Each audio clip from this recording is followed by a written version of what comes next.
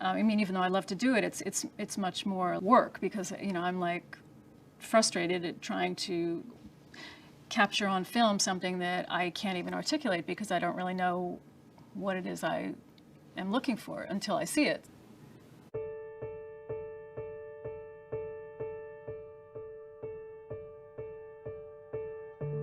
Cindy Sherman is an American artist who has been working in and around photography since the late 1970s. She's hugely important, hugely influential, mainly for the way she's actually ripped photography apart in order to put it back together. So she's challenged the way it operates in the world and how photography is used both as individuals, collectives and societies to define and present the self.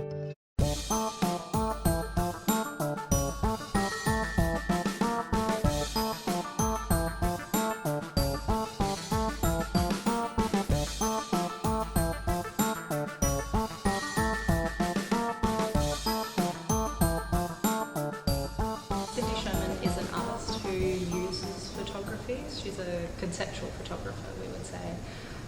So it doesn't get caught up in the kind of technicalities of photography, but it's really about using photography to tell a story. So in '77, Cindy Sherman begins her Untitled film stills in which she is impersonating this encyclopedic roster of female roles from movies, both Hollywood and European art house, that we feel we must have seen.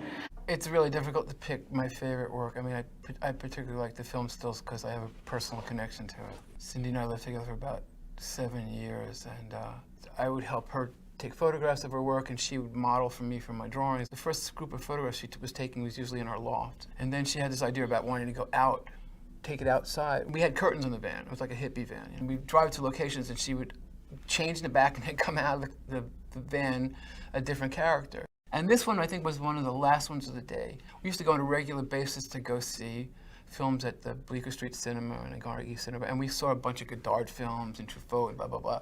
When she got out of the car with this outfit on, I mean, it was like, you know, I jokingly said, "Are you Godard, Visconti? What is it?" But it was kind of funny. So I shot this photograph from the roof of the car, of the van, looking down, and it looks like it's the end of a movie.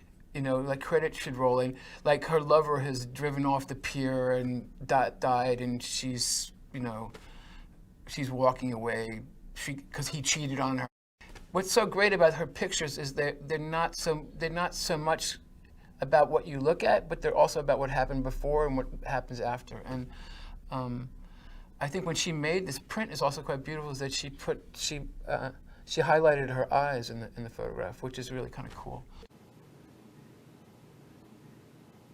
My work is not about kind of fantasizing about characters or situations.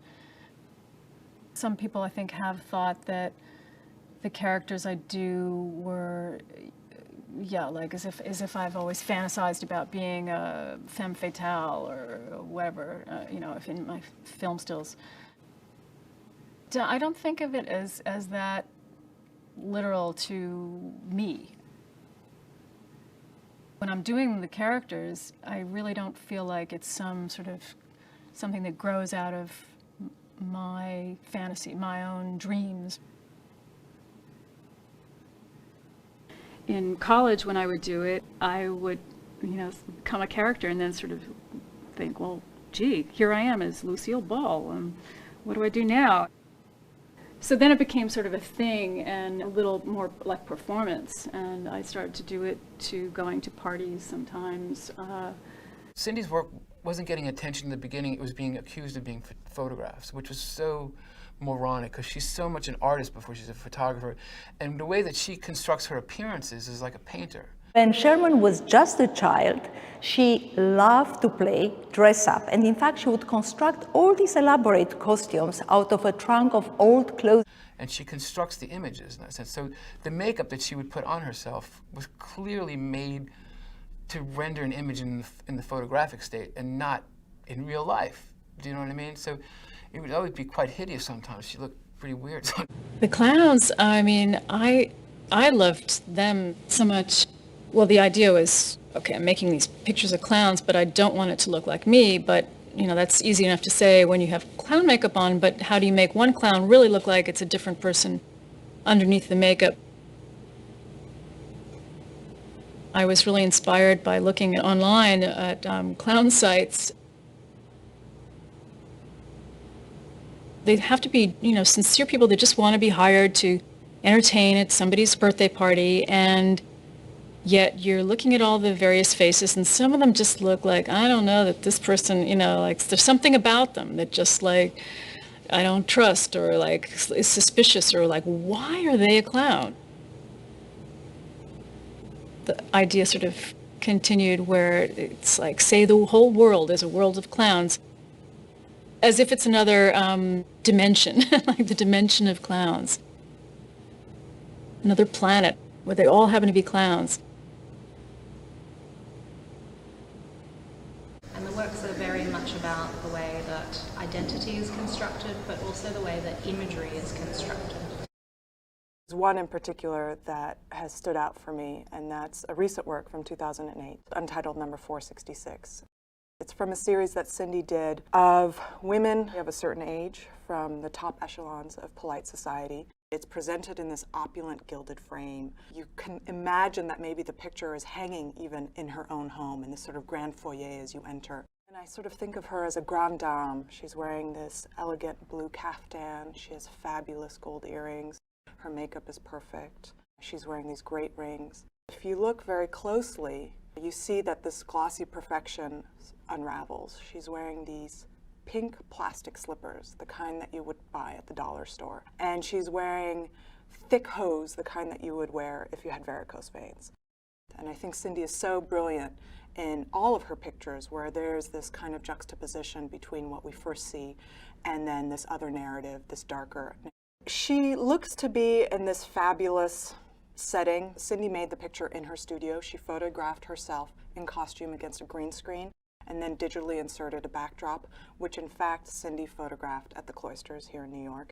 For example, with this work, Untitled number 466, she made it in 2008. And in a way, these works, just the sheer size of the works, they are 8, 9, 10 feet tall. And the fact that this work is talking about wealth, about status, about an aspiration to a certain circle, is something that is very timely and very much speaks to our current condition.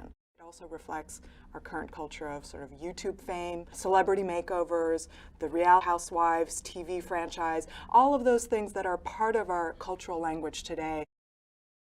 I think what's interesting in this latest body of work is that Cindy's referencing a very particular time in cinema history when women were the highest paid in Hollywood.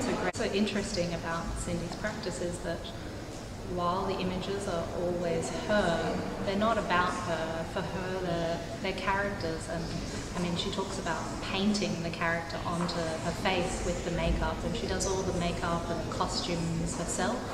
And it's really just her alone in the studio with a mirror. So She's been able to present a picture where it actually has a soul. When you see fashion models and stuff like that, they're people putting on clothes and they're posing and stuff like that, like a guy on the boat. But you don't believe that that guy even owns the boat or even knows what a boat is. But you see picture of Cindy, you believe that person in that picture. And it's very difficult to make anything new. So one would hope that you can make something that's real. And I think that she's achieved that from the very beginning. Most artists in the beginning establish a vocabulary, the footprint or the map of where you then go the rest of your career. Really great artists tend to be somewhat single-minded.